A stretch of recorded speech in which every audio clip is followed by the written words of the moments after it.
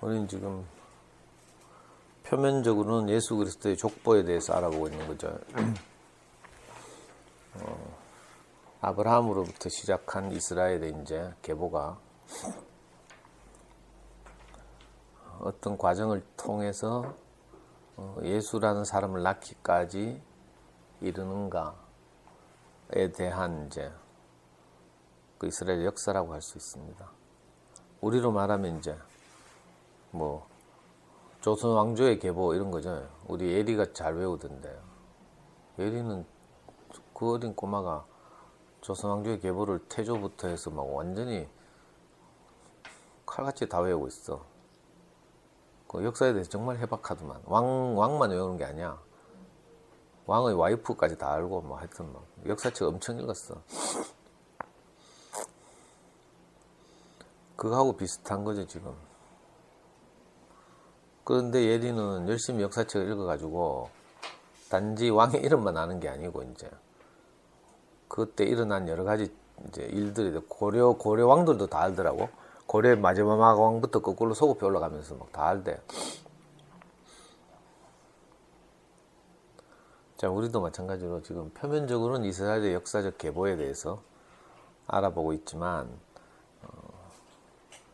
실제적으로는 그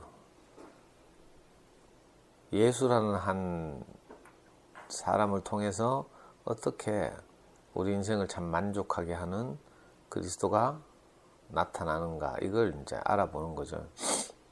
그렇지 않으면 우리가 뭐 예리보다도 못하게 우리 조선 왕조도 잘 모르면서 구태여 이스라엘 왕조를 알아본다는 건 이거 사치잖아요. 낭비고. 근데 이제 표면적으로는 그렇지만 실제적으로는 우리가 우리 인생을 복되게 하는, 우리 인생을 정말 행복하게 하는 그 인격이 어떻게 산출되는가를 이제 알 수 있기 때문에 이게 아주 귀한 책이죠. 저도 방금 읽으면서 느낀 거지만 이게 얼마 안 되지만 계속 누가 누구를 낳고 누가 누구를 낳고 하니까 정말 재미없잖아요. 그냥 읽기만 해서는. 근데 신기하게도 여기서 이제 우리가 무엇을 건져 올린 거죠. 지금까지 약 10번인가 12번인가에 걸쳐서 아브라함으로 시작된 그 이스라엘의 계보가 어떻게 해서 다윗 왕까지 이르렀다, 이런 말씀을 지난주에 드렸습니다. 그래서 아브라함부터 다윗까지 14대다 이렇게 성경이 정리하고 있죠. 그러니까 사실은 아브라함을 하나님이 불러내시면서부터 시작된, 갈 바를 모르고 어떻게 인생을 살아야 될지 모르던 한 사람을 불러내서 마침내 한 왕이 태어나기까지 이르는 거죠. 이게 14대예요. 왕이란 말은 이긴다는 뜻이죠. 이기는 사람, 고대 사회에서 이제 부족국가 시대에는 전쟁을 해서 이기는 쪽이 왕이 돼요. 지는 쪽은 노예가 되고 이렇죠. 그러니까 다윗이 왕이다 이 말은 이제 어떻게 갈 바를 모르고 늘 이렇게 저렇게 생각이 사로잡히고 환경과 조건에 치이고 이렇게 살던 인생이, 그치? 마침내 나를 둘러싼 모든 조건과 환경을 이기고 그치? 승리자가 되는 이런 삶을 살게 되는가를 14대를 거쳐서 이제 우리가 알아본 거죠.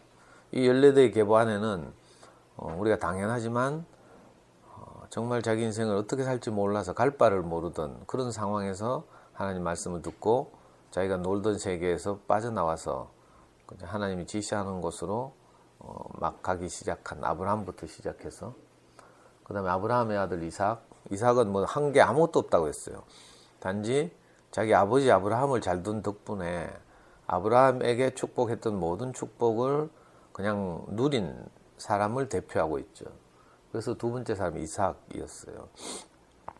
오늘 우리도 마찬가지인데 제가 무엇을 잘해서 오늘날 제가 이런 삶을 누리는 것이 아니라 사실은 먼저 선대에서 저 같은 경우에는 이제 목사님과 그 목사님을 따르는 많은 사람들이 먼저 이렇게 확보한 축복을 저는 그냥 값없이 누린 거죠. 목사님을 만났다는 이유만으로. 그런 의미에서 우리는 다 이삭이라고 했어요.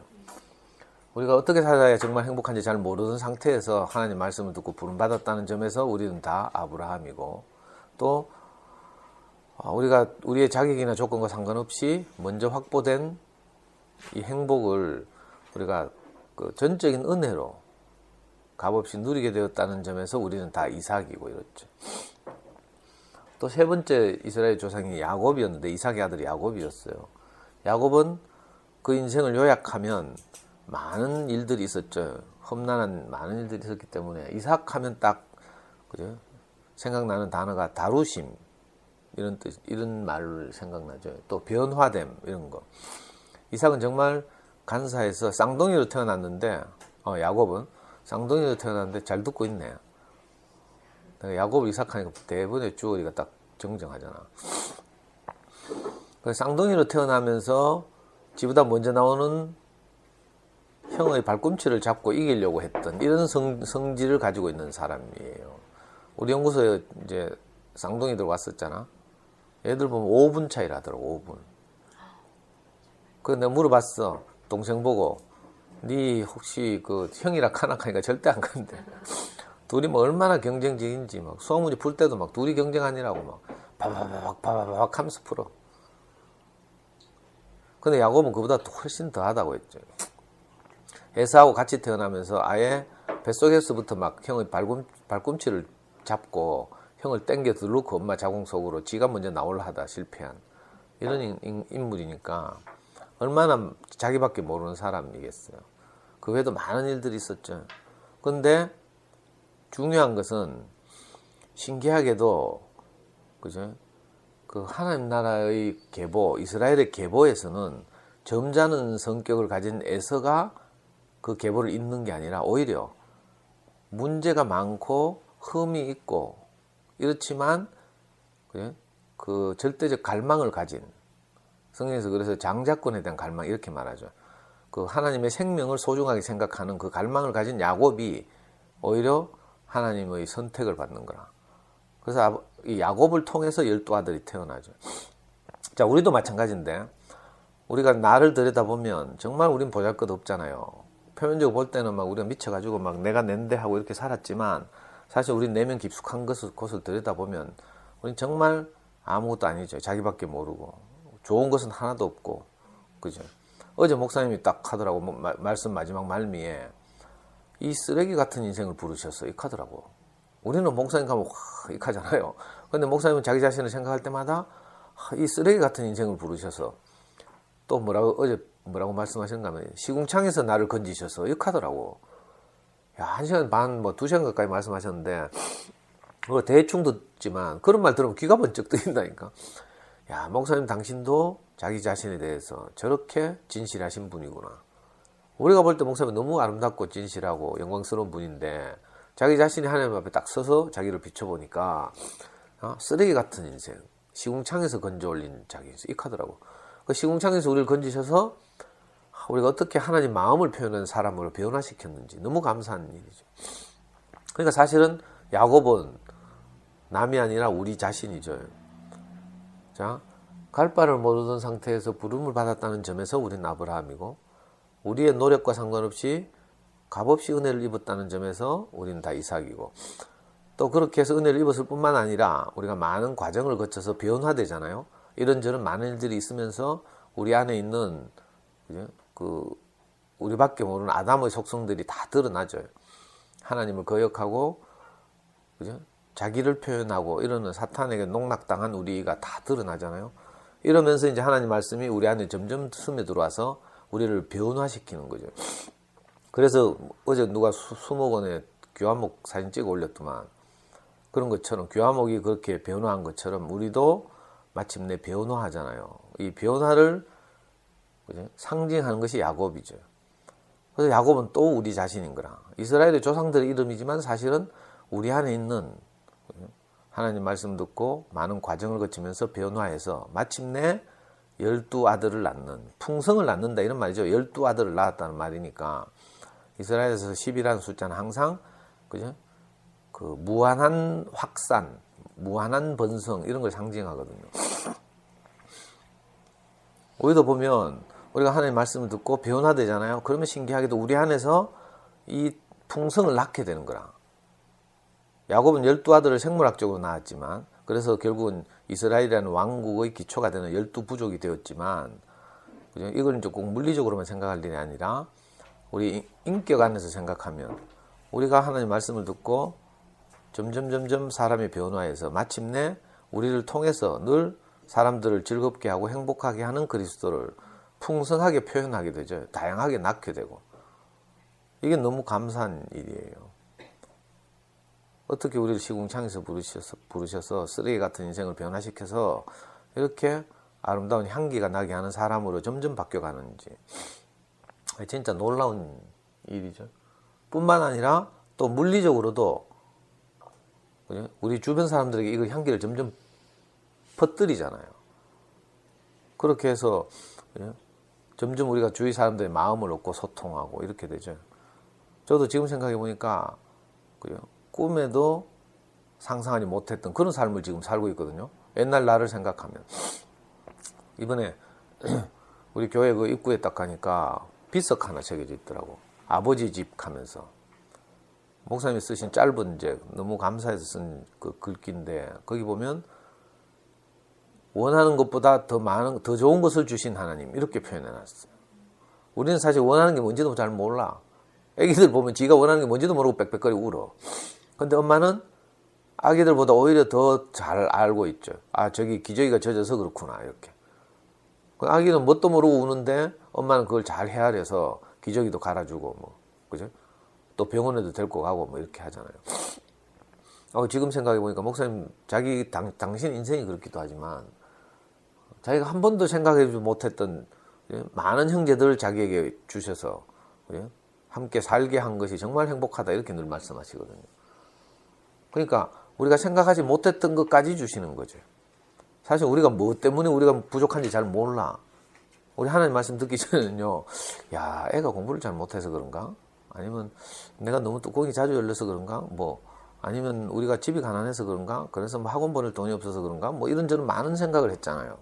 그것들이 내 인생을 이렇게 쫓이게 만들고 궁핍하게 만드는 줄 알았어. 알고 보니까 그게 아니었어요. 그건 현상이지, 현상. 근원은 그게 아니고, 뭐 애들이 열이 나고 막, 그죠? 이러면, 그건 현상이죠. 열이 나는 것은. 기침하고 이런 것은. 본질은 뭔가 하면 바이러스가 침투한 거라. 감염된 거죠. 그러니까 본질을 딱 제어하면 이제 그 증상이 해소되잖아요. 마찬가지로 우리 인생도 그런데 이런저런 많은 현상들이 있었어요. 근데 우리는 그것의 근본의 원인을 몰랐어. 근데 하나님 말씀 딱 들으니까 우리 인생이 부족한 것은 형편이, 조건이, 처지가, 환경이 나빠서가 아니고 그리스도가 없어서 그랬구나. 이걸 알게 된 거지. 너무 신기한 일이에요. 우리가 원하는 것보다 더 좋은 것을 주시는 거죠. 그렇게 해서 우리 인생을 풍성하게 하시는 거예요. 또 야곱의 뒤를 이어서 많은 일들이 있었는데 세 명의 여자가 등장한다고 했어요. 야곱의 아들 중에 유다라는 아들이 있었는데 유다라는 아들이 있었죠. 이 유다는 결국 나중에 다윗 왕의 조상이 되는 위대한 그죠? 승리자의 상징인데 그럼에도 불구하고 유다가 그만 다말이라는 며느리와 간통을 했어요. 그래서 성경 아까 보면 마태복음 1장 3절인가 보면 유다는 다말에게서 베레스와 세라를 낳고 이렇게 말하고 있어요. 사실은 다말이 문제죠. 유다의 며느리잖아요. 유다의 아들들을 다말에게 줬는데 그만 아들이 죽은 거라. 그러면 이제 여자들은 땅이 없으니까 굶어 죽어요. 그래서 이스라엘 전통 관습은 맏아들이 이렇게 죽으면 둘째 아들을 또 그 여자한테 들여보내가지고 아들을 낳게 하는 거라. 남자가 태어나야 땅을 분깃으로 줘서 그 경작해서 먹고 사니까. 근데 둘째 아들도 가가 죽었어. 그러니까 유다가 딱 생각하기에 아이고 셋째 아들까지 줬다가 셋째 아들도 죽겠구나 이런 생각이 든 거죠. 그래서 핑계를 댔어요. 셋째 아들 어려서 도저히 니 못 주겠으니까 좀 기다려라 이렇게. 그 다말이 아무리 기다려도 셋째 아들 시아버지가 안 주는 거라. 그래서 할 수 없이 이 다말이라는 여자가 창녀로 변장해서 시아버지가 어디 다른 도시에 여행을 갔을 때 거기 가가지고 변장을 해가지고 시아버지를 유혹해서 동침해서 아들을 낳았어. 신기하게도 거기서 베레스가 태어난 거죠. 베레스와 세라를 낳고 이렇게 말했어요. 우리 생각에는 상식적으로 예수의 계보에 그죠? 지금 오늘날 기독교가 생각할 때 그 위대한 인물 예수의 조상의 계보에 이런 불상사가 그죠? 기록되어 있으면 안 되잖아요. 우리나라 계보도 보면 그죠? 그 뭐지? 큰 벼슬을 하거나 이런 사람들을 막 이렇게 중요하게 딱 등장시키고 이러죠. 그렇지 않은 평범한 사람들은 그냥 아주 축소시키고 이런데. 근데 신기하게도 이 성경에서 예수의 계보를 말하고 있는데 거기에 아주 아무렇지도 않게 유다는 다말에게서 베레스와 세라를 낳고 이렇게 돼 있어요. 뭘 말하려고 하는가 하면요. 다말같이 생명에 관해서 절박한 그죠? 여인들을 통해서 생명이 터져 나온다. 이걸 말하고 있어요. 우리는 다 여자라고 했죠. 생물학적으로 저는 남자고 여러분 여자지만 하나님 앞에서 사람은 다 여자예요. 또는 다른 말로 하면 밭이고요. 농사 짓는 일로 비유하면 사람은 밭이고 흙이라고 했어요. 또 이 관계 면에서 보면 사람은 다 여자죠. 무엇을 먼저 받아들이는 거죠. 하나님은 생명의 씨를 가지고 있는 분이고 사람은 인생은 이 씨를 받아들이는 존재예요. 그래서 사람은 다 여자죠. 그러니까 절박한 여자를 통해서 생명이 터져 나온다 이런 뜻이에요. 저도 해보니까 지금 생각해 보니까 제 인생이 뭐 절박해가지고 어찌하든지 지푸라기라도 잡고 싶었을 때 내가 말씀이 들렸잖아요. 목사님 만나기도 했죠. 그리고 말씀을 듣다 보니까 내게서 어떤 생명이 터쳐 나오기 시작했어. 처음에는 뭐 시멘트로 포장된 아스팔트 같아서 제가 아무리 말씀을 들어도 싹도 안 나고 막 요즘 대박 튼튼맘이 맨날 카더라고. 금요일마다 직장인 모임 와가지고 자기는 뭐 아무리 들어도 뭐 자꾸 반박만 생기고 어쩌고 저쩌고. 이건 무슨 뜻이에요? 신장로란 뜻이거든. 예수님이 비유를 했어요. 농부가 와서 씨를 뿌리는데 4종류의 밭이 있대. 땅이 있대. 첫 번째 종류의 땅이 제일 골 때리는 땅이 신장로예요. 신장로. 신장로는 무슨 말인지 하면요. 많은 사람들이 밟고 다녀서 딱딱해진 땅. 옛날에는 아스팔트가 없었잖아요. 그러니까 길이 어떻게 생겨요? 많은 사람들이 밟고 다니면 거기가 딱딱해져서 길이 되는 거라. 첫째 땅의 비유가 신장로라는 거예요. 많은 생각이 밟고 다니고 많은 사상이 밟고 다니고 그죠? 뭐 여러 가지 가치관이 자기를 휩쓸고 가서 너무 딱딱해진 땅. 이런 남자들 많죠. 아빠들 중에 온갖 개똥철학이 다 들어오고 이래가지고 그죠? 남의 말 잘 안 듣는 이런 경우 있죠. 이게 이제 신장로 같은 땅이죠. 두 번째가 뭔가 하면 돌짝밭인가? 돌짝밭은요, 신장로가 균열을 일으키는 거라, 이제. 그래가지고 이제 갈라지죠. 돌짝이 생기고 이런 공간이 좀 생겨. 씨가 떨어질 가능성이 생기죠. 그런데 뿌리가 내리기 어렵다. 이렇게 말하고 있어요. 세 번째 땅은 뭔가 하면 가시덤불로 이루어진 땅. 여기는 씨가 뿌리가 내리기 전에 새들이 와서 씨를 쪼아 먹는데. 그리고 마지막으로 네 번째 땅이 옥토라고 했어요. 아주 좋은 땅. 씨가 뿌려지기만 하면 금방 싹이 나고 반응이 있고 이런 땅. 이걸 뭐 옥토라고 하죠.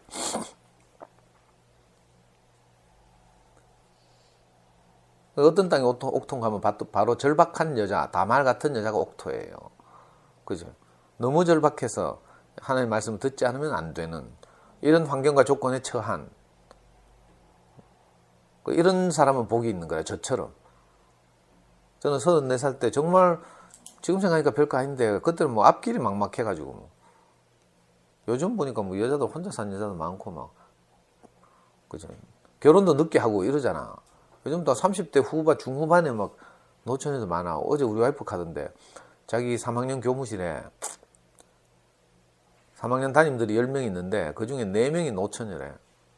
1명은 이혼녀고 정상적인 애는 몇 없더만. 근데 알고 보면 우리 와이프도 정상적이 아닐 뻔했잖아. 애 버리고 도망갔으니까. 그러니까 이거 뭐 인생이 보통 일이 아니라니까. 겉으로 보기 다 멀쩡하게 사는 것 같아. 속에 보면 다 골마 터졌어. 또 남편 멀쩡하게 있고 같이 살아도 대화 안 하죠. 대화. 하루에 몇 마디 안 해. 소통이 안 돼. 우리 명희 씨 말에 따르면 뭐 관심도 없대. 내가 막 강의하면서 막 그 남편에게 뭐 표현하고 하락하니까 명희 씨는 뭐 남편 관심이 없대. 표현하기 싫대. 뭐 이카더라고. 물론 웃자고 하는 소리지만. 그래서 사실은 알고 보면요. 인생은 다 절박해요. 우리가 몰라서 그렇지. 아, 수명이 제한돼 있다. 이걸 알면 절박해지죠. 그죠? 뭐 일찍 이렇게 우리가 젊은 나이에 애 뭐 하고 관계가 안 돼서 이렇게 절박해진 건 참 감사한 일이고 이런 나이에 우리가 뭐 이런저런 환경과 조건 때문에 마음이 가난해져서 다른 말을 듣게 된 건 정말 복된 일이죠. 근데 설령 그렇지 않다 하더라도 뭐 자기는 뭐 별일 없는데 뭐 이렇게 하는 사람도 있어요. 근데 사실 알고 보면 인생은 다 절박해요. 얼마 안 있으면 수명의 제한을 딱 받고요. 꼭 자기 일이 아니더라도 주변에 가족들에게서 뭐 이런저런 일들이 일어나고 어른들 뭐 요양원에 보내야 되고 뭐 이런 일도 많이 생기죠. 피할 수 없어요. 인생은 원래 그렇게 지어졌기 때문에.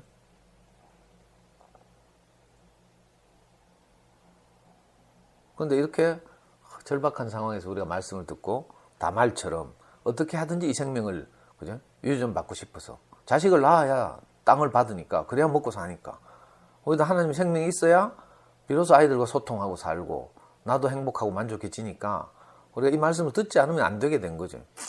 그래서 한번 듣고 나면 들리기만 하면 그 다음부터 중독돼 가지고 안 듣고 못 산다니까. 참 이상한 일이에요. 이렇게 절박한 여자를 통해서 생명이 터져 나온다. 이걸 성경이 말하고 있어요. 그게 다 우리는 어떤 면에서 다 말이죠. 남이 아니에요. 그리고 또 한 여자가 등장했는데 그 다음 여자가 누구였는가 하면 기생 라합이었어요. 이스라엘이 이집트에서 종살이를 하다가 모세를 따라서 이집트를 탈출해 나와요. 그래서 젖과 꿀이 흐른다고 하는 땅 가나안으로 들어가게 되죠. 근데 가나안에서 이미 이스라엘이 그 가나안 땅을 떠나서 400년 동안 이집트에 있는 동안 가나안에 다른 민족들이 들어와서 원주민을 이루고 있어요. 그 첫 번째 원주민이 여리고라는 도시이죠. 여리고성이라고 부르는데 이스라엘이 아무리 여리고성을 공략하려고 해도 공략이 안 돼. 그 여리고성을 무너뜨려야 그 다음 이제 가나안 땅을 점점 차지하는데 입구에 여리고성이 딱 버티고 있어. 아무리 해도 안 돼. 그래서 할 수 없이 모세의 후계자 여호수아가 2명을 뽑았어요. 그래가지고 여리고성에 첩자로 보낸 거라. 여리고성을 정탐하고 약점을 찾기 위해서. 근데 정탐하러 갔던 이 두 사람이 그만 들켰잖아. 그래가지고 막 목숨을 건 이제 도망이 시작되는데 나중에 이제 막다른 골목에 몰려가지고 할 수 없이 어떤 집에 숨어든 거라. 그 숨어든 집이 공교롭게도 여리고성에서 기생 노릇을 하는 라합이라는 여자의 집이었어요. 그래서 사정을 이야기하고 숨겨두려고 하니까 이 라합이라는 가난한 여자가 딱 협상을 시작하는 거라. 그래, 내가 너 숨겨줄 테니까 너가 만약에 이 여리고성을 차지하거든 나와 우리 가족들을 살려달라 이렇게 말한 거예요. 참 신기한 일이죠. 그래서 어떻게 보면 표면적으로 이거 매국노라, 매국노. 여리고성을 배신하고 그죠? 첩자를 숨겨주고 나중에 저것만 사니까 매국노인데 성경은 신기하게도 이 라합을 기록하고 있어요. 그래서 이스라엘 핏줄이 아니면서 최초로 이스라엘에 들어와서 행복을 누리고 사는 첫 번째 여자가 된 거죠. 그리고 그 첩자 이름이 누군가 하면 살몬이었어. 그래서 성경이 오늘 뭐라고 기록되어 있는가 하면 살몬은 라합에게서 누구를 낳고? 오벳을 낳고인가? 그러니까 첩자하고 기생하고 결국 결혼하게 되는 거라. 웃기는 이야기죠. 한 여자는 자기 조국에서 희망이 없어서 조국이고 나발이고 살고 봐야 되겠다 이런 생각을 한 거예요. 우리가 다는 모르지만 정말 절박했을 거라. 그러니까 어쩔 수 없이 몸이라도 팔아서 겨우 생계를 유지하는 거죠. 이런 사람들은 뭐 조국이고 나발이고 세상 뒤집어지면 더 좋죠. 뭐. 옛날에 전에도 말씀드렸죠. 광주 항쟁 때 처음에 시작은 전남대와 조선대의 학생운동권이 시작을 했어요. 근데 점점 이게 일이 커지니까 어떻게 돼요? 학생들은 다 몸살이고 나중에는 중국집 배달하는 사람들 그죠?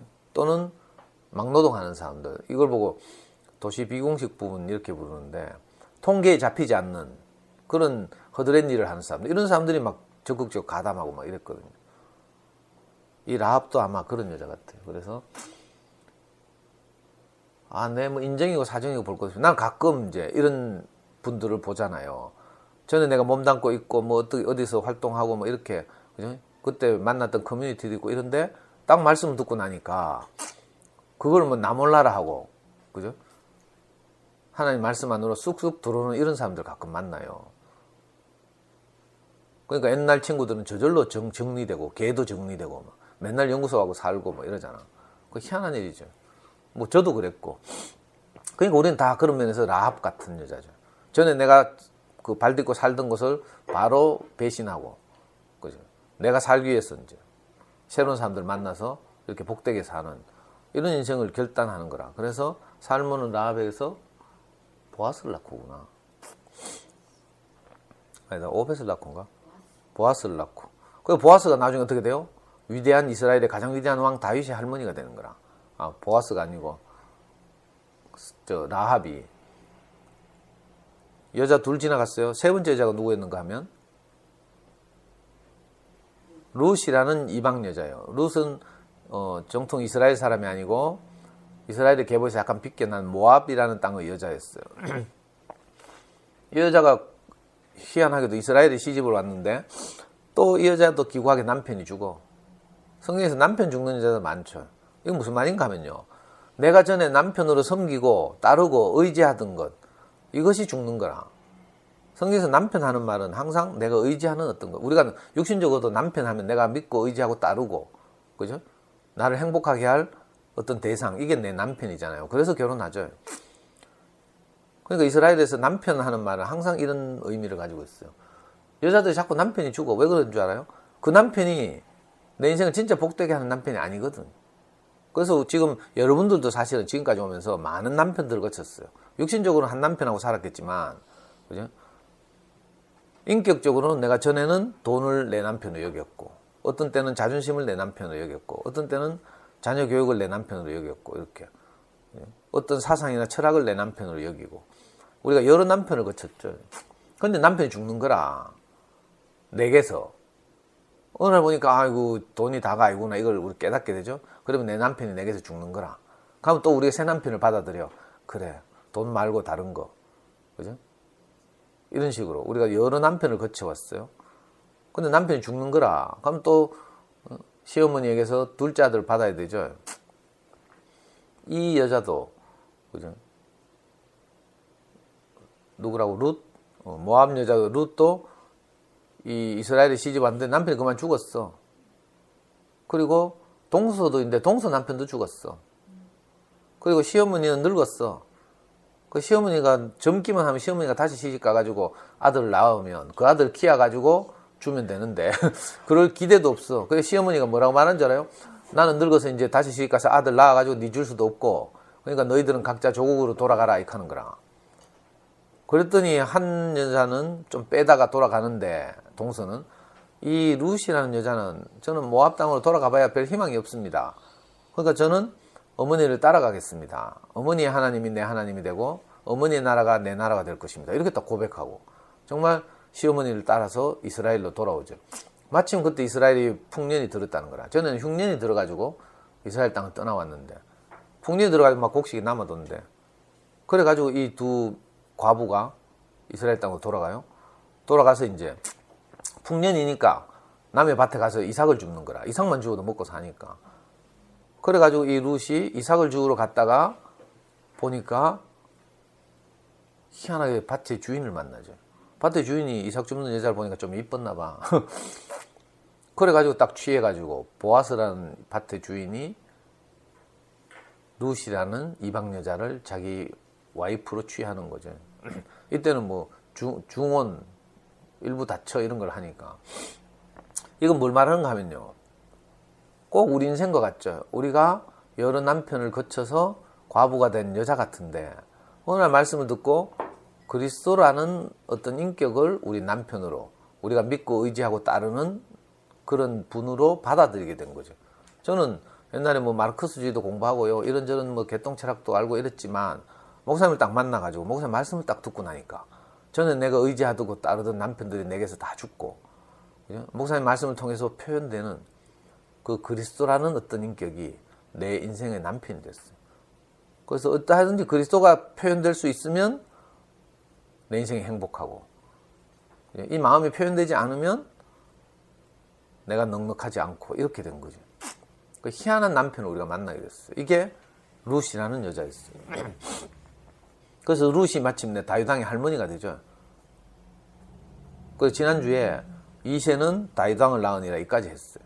이런 여러 가지 역사를 거쳐서 마침내 룻이라는 여자를 통해서 오벳이 태어나고 오벳이 이새를 낳고 이새가 마침내 다윗 왕을 낳는다 이런 말을 했어요. 그래서 이게 14대예요. 아브라함부터 다윗 왕을 낳으리라까지 14대인 거라. 다윗 왕은 뭐라고요? 이기는 자라고 했어요. 환경과 조건을 이기는 사람. 이게 다윗이에요. 고대 이스라엘의 가장 위대한 왕이지만 오늘 우리로 말하면 우리가 형편과 조건, 환경과 처지를 이기고 내가 행복하게, 그죠? 관계하고 행복을 표현하고 감사를 표현하고 살면 내가 다 다윗인 거라. 다윗을 낳을 때까지 14대래. 그러니까 우리에게 처한 어떤 조건과 환경도 괜찮아요. 내가 그걸 이길 수만 있으면. 하나님 말씀이 있으면 이건 능히 이기죠. 왜냐하면 전에 중요하게 생각하던 것이 알고 보면 꼭 그런 것도 아니거든요.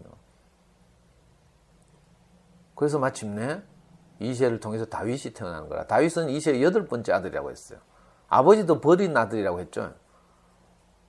항상 업신여기고 있잖아요. 능력이 없어가지고 형들에 비해서. 그래서 그냥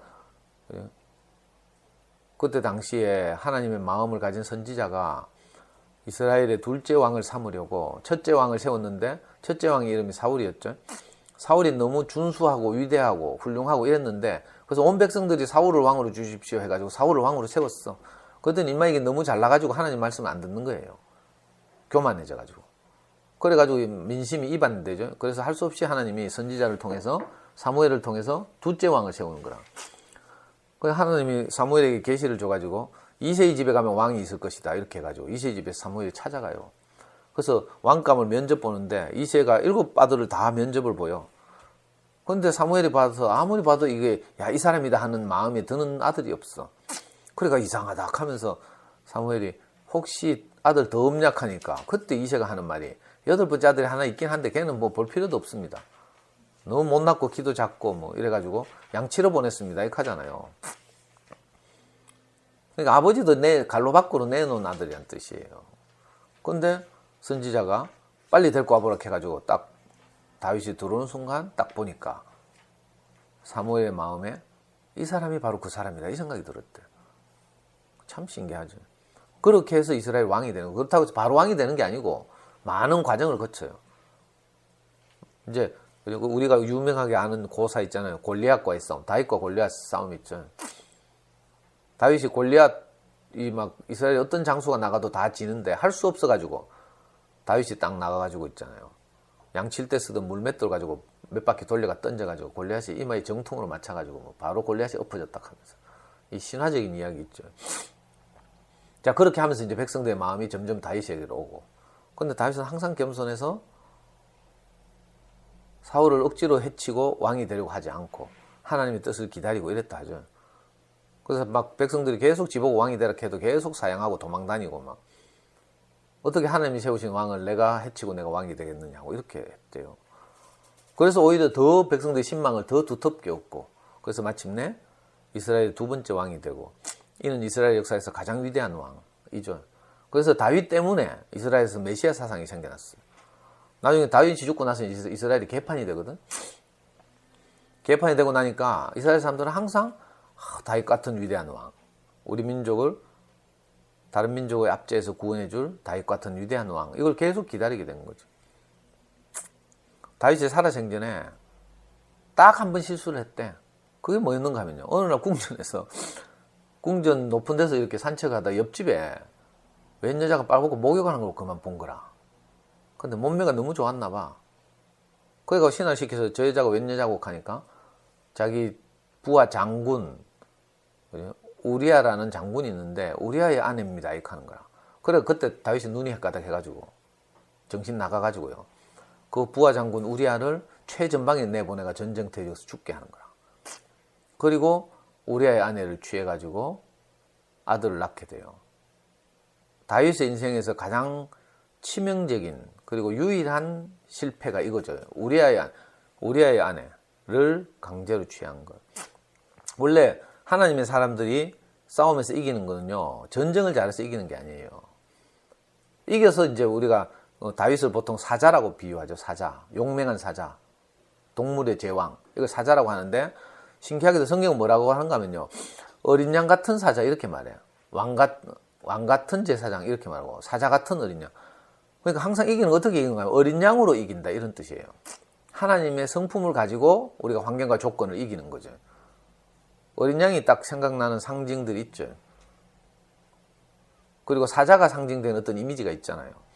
결국은 사자인데 다윗은 위대한 왕인데 어떻게 위대한 왕이 되는가 하면 항상 겸손하고 어린 양의 성품을 가지고 하나님 말씀에 순종하고 이렇게 해서 결국은 모든 것을 이겨서 나중에 사자 같다 이런 칭호를 받는 거죠. 근데 방법이 사자가 아니고 방법은 어린 양인데 결국 이기니까 사자 같다 이렇게 말하거든요. 근데 이 우리아의 아내를 뺐을 때는 다윗이 어린 양이 아니고 사자인 거라. 자기가 위대한 왕이다 보니까 지멋대로 다 할 수 있게 되죠. 그러니까 어린 양으로 살다가 갑자기 그 부분에서는 사자의 속성이 드러난 거라. 그래서 부하 장군을 강제로 죽게 하고 우리아의 아내를 취하죠. 그래서 하나님이 열받아가지고 우리아의 아내와의 사이에서 난 첫째 아들을 죽게 해요. 그래서 다윗이 그 첫째 아들의 죽음을 통해서 하나님으로부터 용서를 받아요. 그리고 둘째 아들이 태어났는데 그 둘째 아들이 솔로몬인 거예요. 솔로몬. 우리가 아는 가장 이스라엘에서 지혜로운 왕이죠. 근데 결국 솔로몬이 다윗의 사자 같은 속성으로부터 낳은 아들이야. 그러니까 어떻게 돼요? 솔로몬이 나중에 어떻게 되는가 하면 이게 사자의 속성을 가진 아버지에게서 낳은 아들이니까 솔로몬이 지가 왕이 되고 나서 그죠? 아버지의 영토가 막 여러 넓잖아요. 그래서 가는 곳마다 이방 여자들을 자기 와이프로 들여가지고 성경에 따르면 뭐 1000명의 후궁이 있었다 했나? 뭐 꼭 백제의 의자왕하고 비슷해. 그러다 보니까 아내들이 많죠. 이방 아내들이 전부 이스라엘 왕궁으로 들어오면서 이방의 신들을 막 가지고 들어오는 거라. 우상 같은 거, 주술 같은 거 이런 거. 그래가지고 하나님이 보시기에 아주 그죠? 나쁜 왕이 되는 거예요. 솔로몬은 우리가 생각할 때 지금 막 지혜로운 왕 이렇게 생각되죠. 그렇지 않아요. 솔로몬은 가장 그죠? 이방신을 많이 받아들인 그래서 하나님을 노하게 됐어요. 결국은 다윗의 사자 같은 속성 때문에 솔로몬이 나는 거라. 그리고 솔로몬 때문에 어떻게 되는가 하면요. 이스라엘이 분열돼요. 이스라엘이 12지파로 이루어졌다고 했죠. 그 솔로몬 때는 다행히 하나님이 다윗 때문에 봐주지만 솔로몬의 아들 때 솔로몬의 아들이 르호보암인데 르호보암 때 반역이 일어나가지고 있잖아요. 왕국이 이스라엘 12지파가 북이스라엘 10지파와 남이스라엘, 남유다 2지파로 갈라져요. 그래서 앞으로 이제 다음 주부터 공부할 14대는 이 갈라진 북이스라엘 14왕의 계보라. 마침내 멸망하게 되는 거죠. 절망적인 이제 길을 가게 되는 거라. 자, 첫 이스라엘이 모두 이 마태복음 1장에 나오는 계보는 42대예요. 14 곱하기 3. 그 첫 14대는 어떻다고? 아브라함부터 시작해서 다윗왕까지 승리자를 낳기까지 14대예요. 두 번째 14대는 어떤 14대인가 하면 망해가는 14대라. 자, 우리도 인생을 잘 생각해 봐야 돼요. 우리가 어떻게 하면 환경과 조건을 이기고 승리자의 삶을 사는가 하면 방금 말한 것처럼 아브라함부터 시작해서 다윗에 이르기까지 이 계보를 쫓아가면 우리는 승리하는 삶을 살아요. 자, 그런데 다윗의 딱 한 번의 실패, 다윗이 어린 양으로 살지 않고 자기가 가진 권력을 이용해서 부하 장군의 아내를 뺏었죠. 이건 사자의 속성을 드러낸 거죠. 자, 사자의 속성을 가지고 살면 실패하는 거라. 멸망하는 거죠. 불행해지는 거예요. 하나님과 관계가 끊어져. 멸망이란 말은요, 관계가 끊어진다 이런 말이에요. 우리는 성경에서 멸망하면 막 지옥불에 들어가고 막 무슨 천둥 번개 맞고 뭐 교통사고 나고 이런 게 멸망이라고 생각하는데 그렇지 않아요. 멸망은 뭔가 하면 하나님으로부터 멀어지는 거죠. 이게 멸망이라. 자식의 멸망은 뭐예요? 부모님과 원수되는 거지. 그렇죠? 직장인의 멸망은요, 오너와 관계가 나빠지는 거라. 상사와 관계가 나빠지는 거. 이거 직장인의 멸망이에요. 이스라엘의 멸망은 사자의 노선을 가게 되는 거라. 그러면 하나님과 관계가 멀어져. 그래서 마침내 패망하게 되죠. 그래서 우리는 꼭 명심해야 될 것이 뭔가 하면, 자, 우리 안에서는 우리가 실패해도 괜찮아요. 우리가 아버지 안에서는 우리가 좀 실수해도 아버지가 용서해 주죠. 그 커버도 해주고 뭐 야구하다 뭐 남의 집 유치원 깼다. 그럼 가서 뭐 유치원 갈아주면 되잖아. 그죠? 이런 식으로 우리가 교회 안에서는 우리의 실패가 다 용인돼요. 그 뭐 저도 많은 실패를 하지만 다 덮어주고 교회에서 이렇게 살죠. 그러나 우리가 세상을 향해서 나갔을 때는 어떻게 보면 우리가 사자의 속성을 사용하면 거기서 하나님 나라가 나타나지 않죠. 우리가 예를 들어서 우리 아이들을 대할 때 내가 사자처럼 옛날에 우리 엄마들이 다 그래 했죠. 사자처럼 애를 막 들들들 뻗고 잡으면서 막 애들 주눅들게 하고 자존감을 이렇게 하고 이렇게 했잖아요. 자, 우리가 사자의 노선을 가면 어떻게 돼요? 거기서 하나님 나라가 나타나지 않는 거라. 아이들을 행복하게 할 수 없죠. 아이들이 마음을 열고 엄마 안으로 들어오지 못하죠. 이건 거라.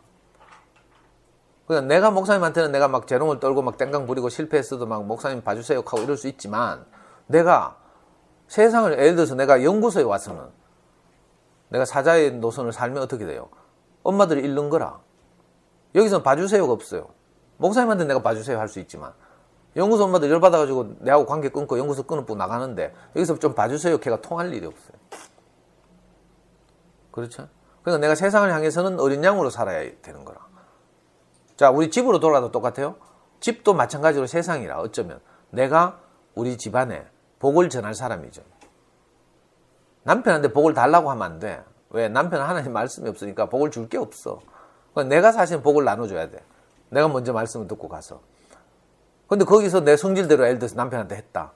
남편이 내 몰래 뭐 시어머니한테 용돈 좀 줬다. 그 꼬투리 잡혔다. 막 죽자고 싸운다. 그러면 이제 복을 나눠줄 기회를 놓치는 거죠. 내가 사자로 사니까. 그럼 우린 실패하는 거죠, 실패. 그래서 솔로몬처럼 되고, 솔로몬의 아들 때부터 실패하게 되는 거예요. 다윗은 위대한 왕이지만 하나님이 정말 아끼고 사랑했던 왕인데, 이 유일한 실패 때문에 다윗이 막 밤마다 침상을 적시면서 울면서 회개했다 하잖아요. 시편 51편은 그 다윗의 회개를 노래한 성경이라, 거기 보면 맨날 울면서 막 내가 미쳤습니다 하고 막 있잖아요. 우리도 잘못하면 미치면 안 돼. 내가 내게서 사자의 속성이 드러나서 멀쩡한 집안에 내가 막 사자가 돼가지고 가가 막, 교회에서는 내가 막 까불어도 괜찮아. 내한테 대들어도 돼요. 근데 집에 가가지고 남편한테 대든다. 아이한테 막 미친 년 널뜨듯이 한다. 이건 아무도 안 봐주죠. 왜? 그쪽은 생명이 없어. 봐줄 여유가 없어. 근데 그것다 대놓고 막 내가 사자의 속성을 드러내면 화평이 깨지는 거죠. 이거 명심할 필요가 있어요. 이 마태복음 1장은 그러니까 희한한 성경이라. 이 족보 쭉 써놓은 것 같은데, 족보를 통해서 우리한테 하는 말이 너무 명확해요. 아브라함부터 다윗까지 14대요. 이렇게 딱 말하고 있어요. 승리하기까지 14대의 노선이 있고, 앞으로 이제 패망하는 노선이 있는데, 이 패망하는 노선에서는, 그죠? 내가 사자로 살면 무조건 패망한다는 거라. 제가 해보니까 그렇더라고요.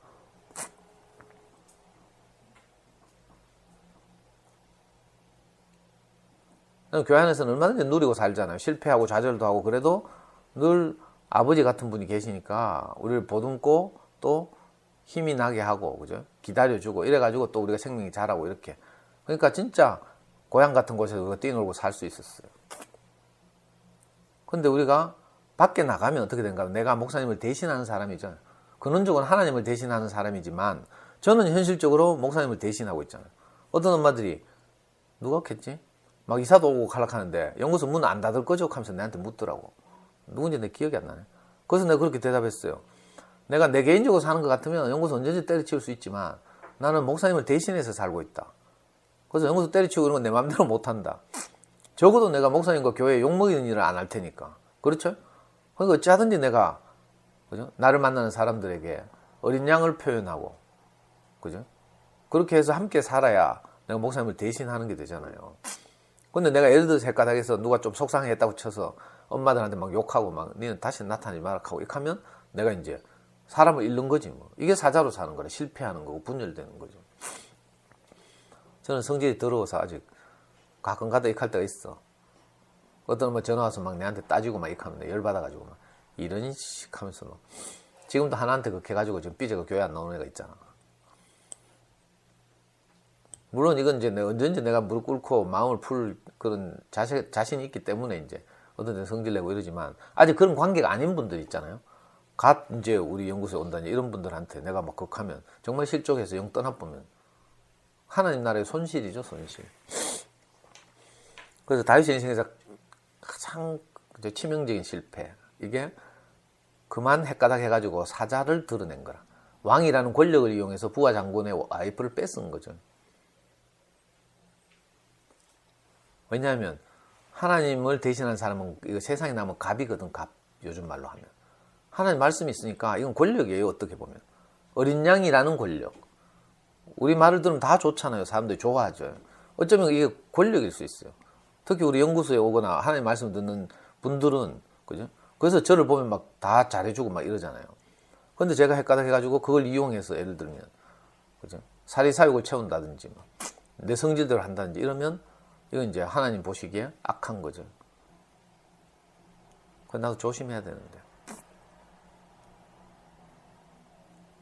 저도 그렇지만 여러분들도 마찬가지예요. 여기서는 우리가 이제, 그죠? 서로 좋아하고 이러니까 신뢰하고 하니까 우리끼리 뭐 찌죽 뽑고 싸워도 괜찮아요. 그래서 또 지나가고 또 덮고 말씀을 듣고 함께 살면 되지만 우리가 여기를 딱 벗어나서 딱 가는 순간 거기는 하나님 말씀이 없고 생명이 없는 사람들을 우리가 만나야 돼요. 가족도 마찬가지예요. 그죠? 남편도 마찬가지고. 그래서 우리가 돌아가서 거기서는 항상 우리가 정신 차리고 어린 양으로 살아야 돼요.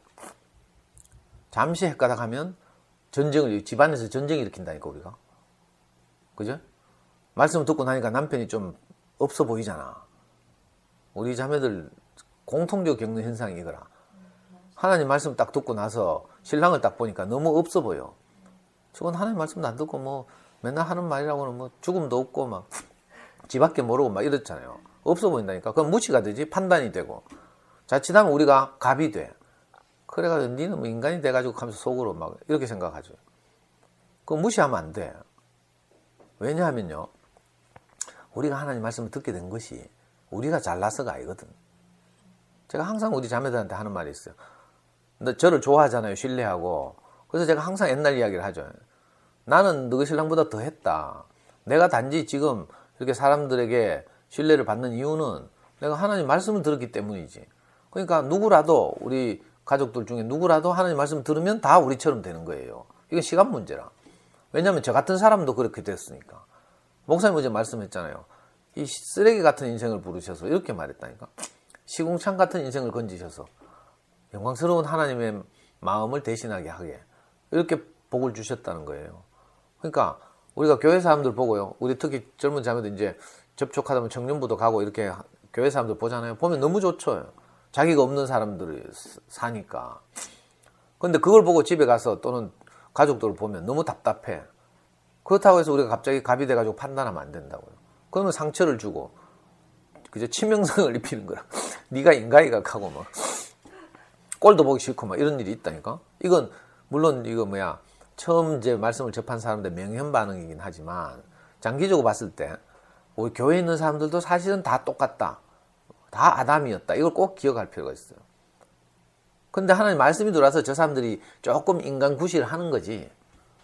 그러니까 저렇게 안타까워 보이는 우리 신랑도 사실 하나님 말씀 들으면 다 저렇게 아름답게 변화하니까 우리가 무시할 존재가 아니죠. 하나님에게 소중한 대상이고 이러니까 우리가 1차적으로 우리 여러분들이 나가서 저처럼 생판 모르는 사람들한테 막 복음을 전하고 행복을 전하고 이럴 수는 없잖아요. 가장 먼저 가까이 있는 사람들을 내가 소중하게 생각하고 사자가 아니라 어린 양으로 대하고 이렇게 기다리고 하나님 말씀이 들어가면 누구나 다 저렇게 아름다워지는구나. 여기에 대한 이제 신뢰를 가질 필요가 있죠.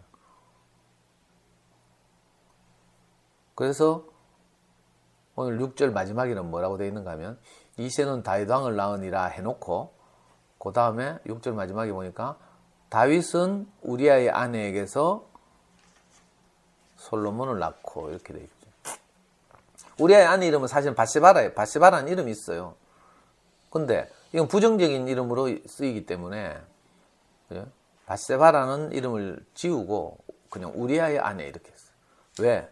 항상 우리아를 기억하라는 거라. 다윗의 실패를 기억하라는 거죠.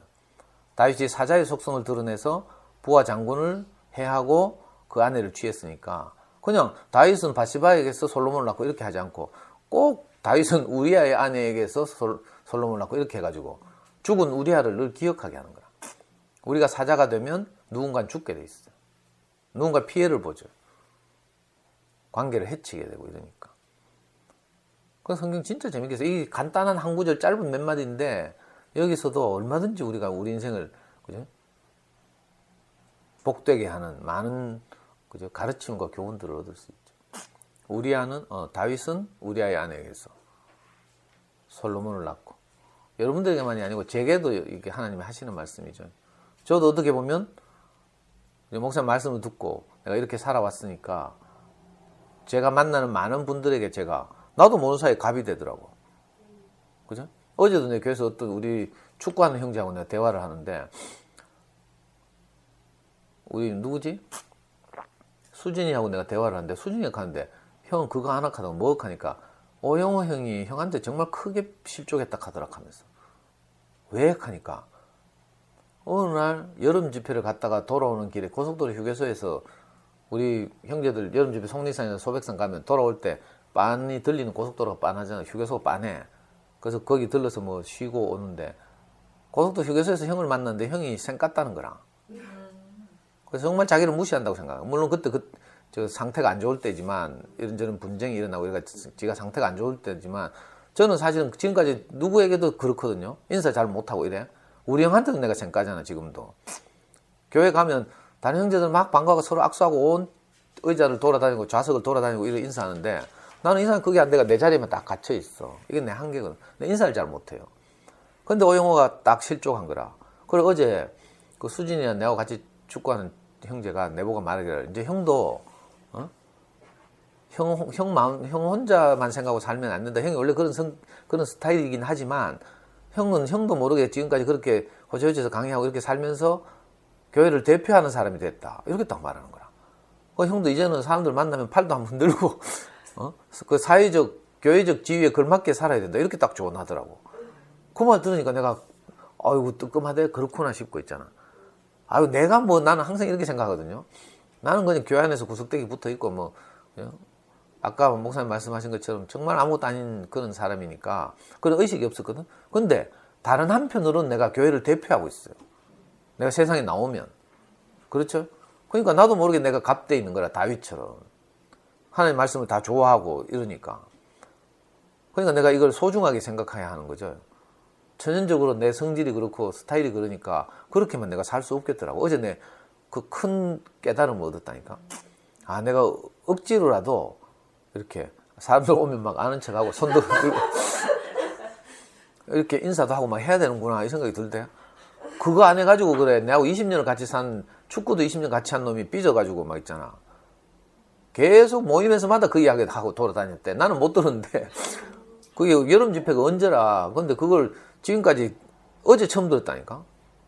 그 뭐 사실은 내 스타일에서는 삐질 일도 아니지만 근데 그 형제는 아주 자기를 무시한다고 생각해서 크게 실족해가지고 모임에서마다 내 씹고 다녔대. 이런 거라. 예를 들면 내게는 별것 아니지만 어떤 사람들에게는 그게 상처가 될 수도 있고 이런 거죠. 왜? 다윗이니까 하나님 말씀을 가졌으니까 나를 만나는 사람들에게 내가 갑이 되는 거죠. 다윗이 되는 거라. 그러니까 내가 더 조신하게 이제 난 말도 이제 좀 부드럽게 고치고 이제 걸맞게 이제 하나님을 대신하는 성품에 걸맞게 살아야 되겠어요. 그러니까 여러분들한테만 하는 말이 아니고 여러분들 집에 돌아가서 그렇게 해야 되지만 저도 연구소에서도 그렇고 내 강의를 하러 다닐 때도 그렇고 거기에 걸맞게 어린 양으로 이제 더 정신 좀 차리고 살아야 돼. 다윗처럼 정신 잃고 내가 오늘도 지금 비염약 먹고 와가지고 내가 굉장히 조심스럽거든. 비염약 먹으면 나도 모르게 신경질이 나. 비염약에 그런 게 있어. 그 항히스타민제 들어가 있으니까. 그래서 내가 비염 시작하면 오늘도 막 자다가 눈이 간지러워 막 계속 끓거든. 왜 이래 눈이 간지러워 하다 보니까 아 이게 비염 시작이구나 싶어가지고 자다 막 안약 넣고 이러는데. 그러니까 이제 이거 증세를 완화시키려고 약 먹고 이러면 나도 모르게 신경질이 막 나. 그 혹시 내 신경질 내더라도 내가 사자라서 신경질 내는 게 아니고 비염약 때문에 그랬다. 이렇게 좀 알아줘. 참 하나님 말씀 재미있죠. 다윗은 우리아의 아내에게 있어. 우리가 이걸 늘 기억해야 돼요. 내가 하나님 말씀을 받은 사람으로서는 내가 그렇지 않은 사람들에 대해서 내가 다윗인 거라. 그죠? 그래서 우리가 할 수만 있으면 어린 양으로 사람들 대하고. 어제 너무 기쁜 게 기업이 아빠라고 저 현정이 따라서 이렇게 우리 모임에 오는 그 연구소에 오는 그 있잖아요. 그 기업이 아빠가 축구를 하러 왔어. 그래가지고 막 축구하는데 축구장에서 평소에 맨날 내하고 욕하고 싸우는 것들이 이제 학부모 하나 축구하러 데리고 오니까 한 소리 있잖아. 가는 정신과 약 안 먹으면 맨날 축구장에서 고함 지르고 막 형들 내보다 열몇 살 어린데도 막 싸우거든 욕하고. 근데 어제 그 교회에서 저거 나눠줬잖아. 오렌지인가? 찬혜 형이 뭐 사오는 오렌지 나눠줬는데 얘가 자기 아들 주려고 오렌지를 한 봉지 딱 챙겨가지고 축구장에 들고 왔더라고. 근데 기업이 아빠 오니까 있잖아. 그 오렌지 막 까가지고 있잖아. 기업이 아빠 먹으라고 막. 그 진짜 우리가 본질이 어린 양이라니까. 걔가 요즘 하는 말이 오영호가 상태가 안 좋아가지고 이제 축구 끝나고 나서 저희끼리 뭐 술 마시고 밥 먹고 이러면 이제 오영호가 계속 내 씹거든. 근데 한솔이라는 애가 있잖아요.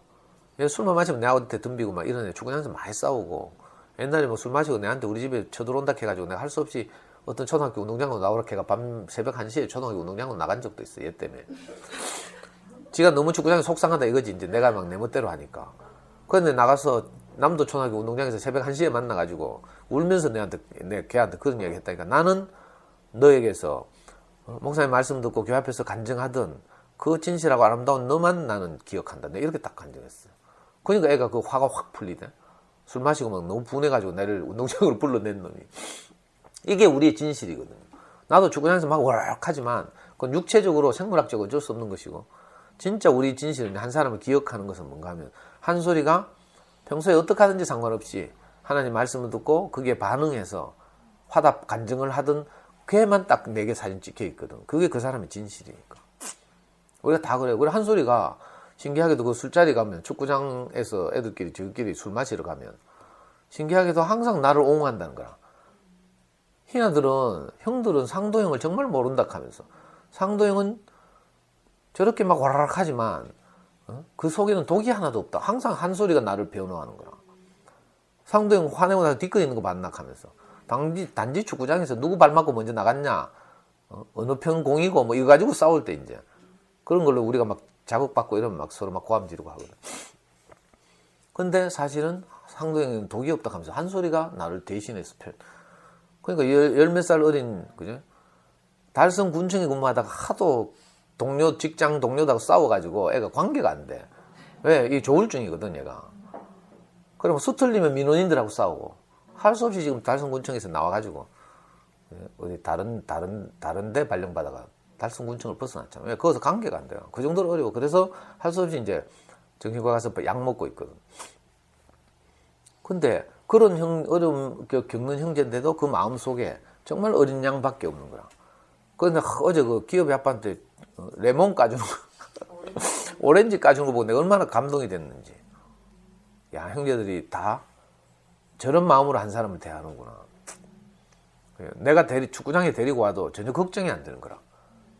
형제들의 신뢰가 없으면 뭐 축구장에 왔다 또 싸움 나면 어떡하지 뭐 이런 생각 들잖아요. 근데 어제 기업이 아빠한테 미리 이야기했어. 우리가 이렇게 평소에 사이만 좋은 것만 아니고 축구하다 목숨 걸고 싸우기도 하는데 욕도 하고 싸우기도 하는데 그러나 우리는 한 형제이기 때문에 헤어질 수 없다. 그래서 어떤 일이 있어도 우리는 함께 산다 이렇게. 매주 나오려고 했는데 어떻게 될지 모르지. 하여튼 참 정말 아무것도 아닌 우리가 이 목사님과 교회를 만나서 이 귀한 말씀을 듣고 우리가 사람을 소중하게 생각하고 이렇게 살게 된 거죠. 다윗의 실패는 그러니까 오늘 우리를 위한 거예요. 다윗의 모든 점이 하나님의 마음에 들었지만 딱 한 번의 실패 이것 때문에 우리에게 아주 큰 메시지를 교훈을 주는 거죠. 우리는 어찌하든지 우리를 만나는 사람들에게 사자로서가 아니라 어린 양으로서 승리하는 거죠. 승리하면 사자인 거라. 승리했기 때문에 사자라고 불러요. 그래서 사자의 다윗의 지파 하여튼 다윗의 지파를 사자라고 표현하면서 여기서 예수가 나왔다 나중에 이런 표현이 있거든요. 이기고 나니까 사자인 거죠. 승리자다 이런 뜻이에요. 사자라는 말은. 근데 사실 이기는 방식은 어린 양인 거라. 그래서 우리는 어린 양 같은 사자예요. 그죠? 참 희한한 말이죠. 어린 양 같은 사자. 지는 방식으로 이기는 것. 죽음을 지불하는 방식으로 사람의 마음을 얻는 것. 이게 우리가 우리 인생을 행복하게 사는 지혜죠. 다윗은 우리아의 아내에게서. 오늘 제목이다.